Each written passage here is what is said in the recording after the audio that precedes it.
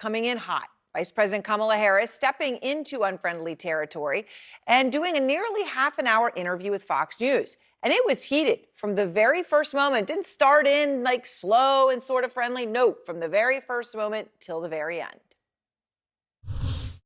How many illegal immigrants would you estimate your administration has released into the country over the last 3.5 years?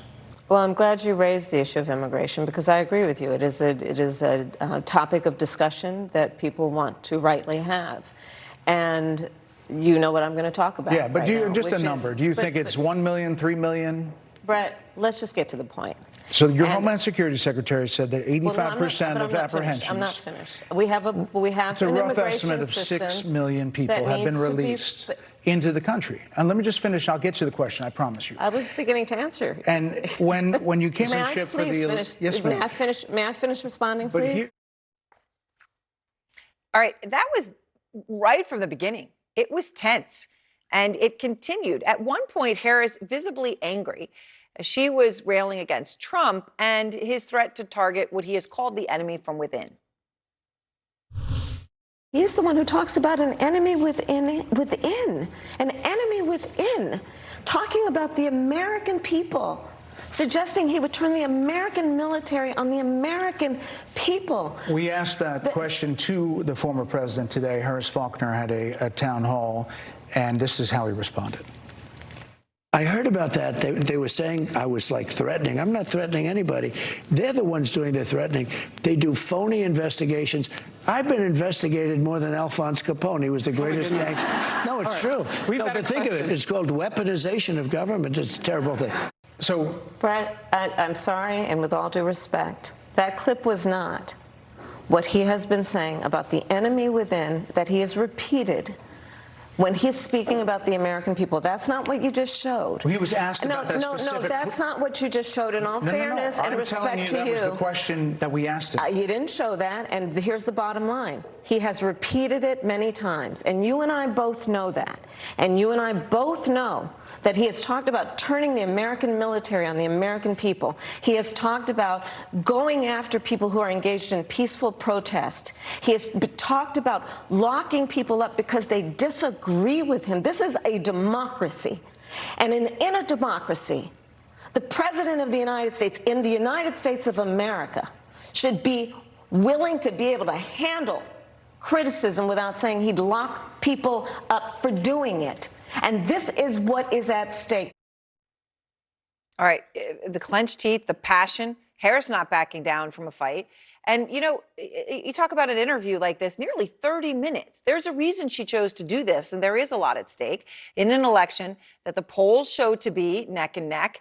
So the question is, what did this interview do, and did it win Harris any new votes?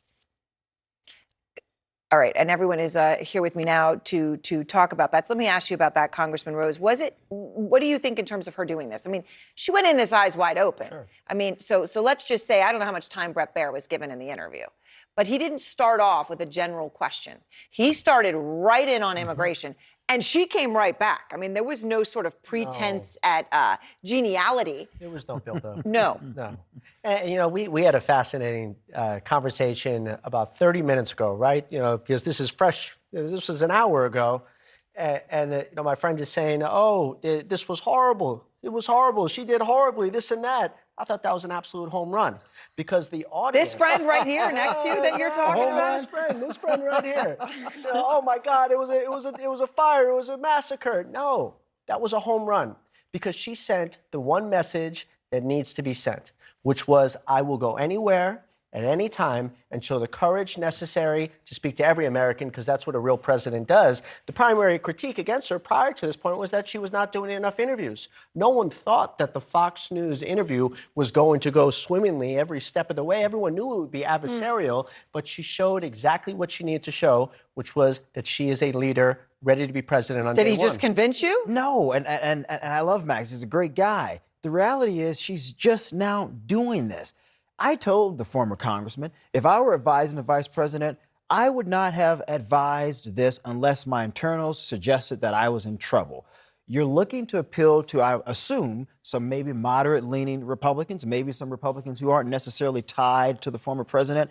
I don't think she persuaded them, Aaron, to vote for her in this debate. Her answers on immigration, she said, well, Donald Trump tanked the bill. Let's say you believe that. And Brett Baier said, but what about the first 2 years, where in the first 2 years you had the highest crossings of illegal crossings into the country? And then she said, but Donald Trump.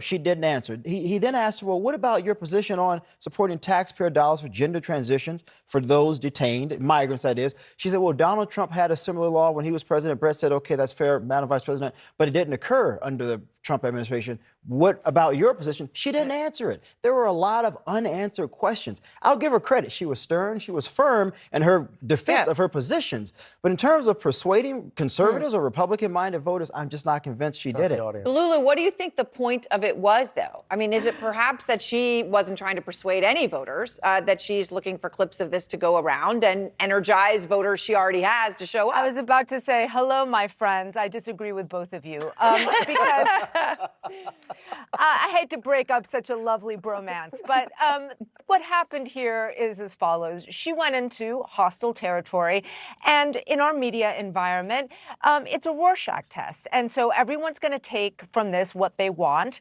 There were very strong moments that she had, specifically on defending democracy and on the statements that Donald Trump has made.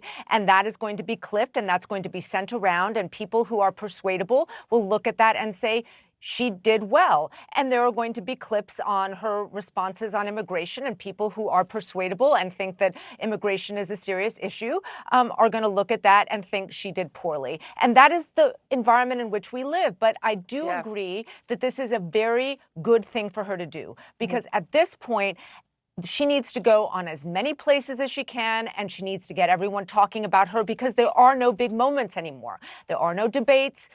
There are no big events. This is it. And so she needs to go fight for every vote. Well, there were a lot of bad moments in this interview. All right, so Congressman, let me play to this point, because immigration was discussed for quite a period of time, right? So Brett started off with this, trying to pinpoint her on the number of people. He went through the horrific stories of the young women who were killed by illegal migrants. She talked about how horrible that is, and she was emoting about that.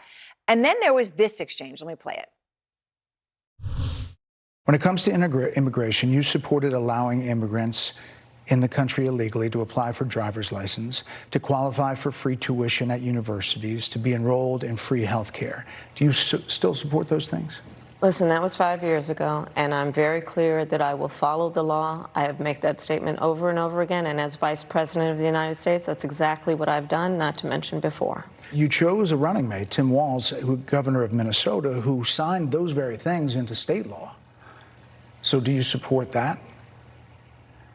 We are very clear, and I am very clear, as is Tim Walz, that we must support and enforce federal law.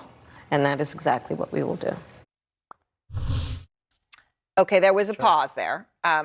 You know, and Brett had laid it out. You know, people in the country illegally could qualify for free tuition, free health care, and driver's licenses.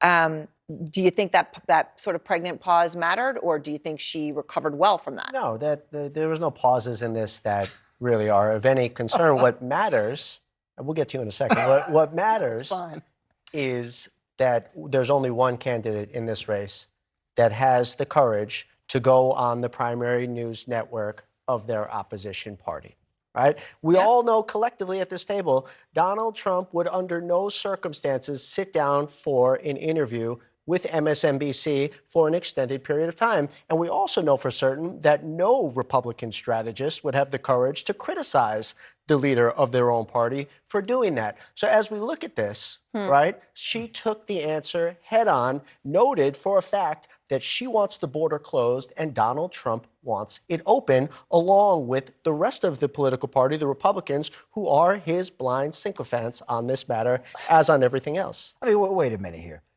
The vice president, once upon a time, supported taxpayer dollars, your money, my money, your money, all the people who are watching, to go towards people who broke the law coming into our country, to give them driver's license, to pay for tuition when we're struggling to pay for our own children to get a college education. Then her own running mate signed into law in his own state these very things that she's now saying she's now against them. And the American people are supposed to believe that the vice president has now all of a sudden had an epiphany. And all of a sudden, all of her beliefs have magically changed, yet the guy she chose clearly believes these things. And you're flipping it to Republicans? No, I'm merely noting. And again, very nice job dodging my point. Very nice job dodging my point. Donald Trump wants the border open. Vice President wants it closed. No one believes the that. Vice President took. Where do you get that? I don't think anybody in this country polls. thinks he wants it open and she Oh wants my it God! closed. If Donald Trump for a second wanted the border closed during this campaign, he would have gotten behind that bipartisan piece of legislation. We all know that collectively. The Republican Party wants this as a political wedge issue. And look, I went down to the border 5 years ago as a member of Congress when Donald Trump was president and saw that it was in massive crisis at that point, that Donald Trump was separating scared mothers from their children. At that point, 5 years ago, this was a massive issue and a massive disaster under his presidency as well. And if the current president and the vice president who's running to be president wanted to secure the border, they would have in the first 2 years when they had the House, when they had the Senate, they did nothing.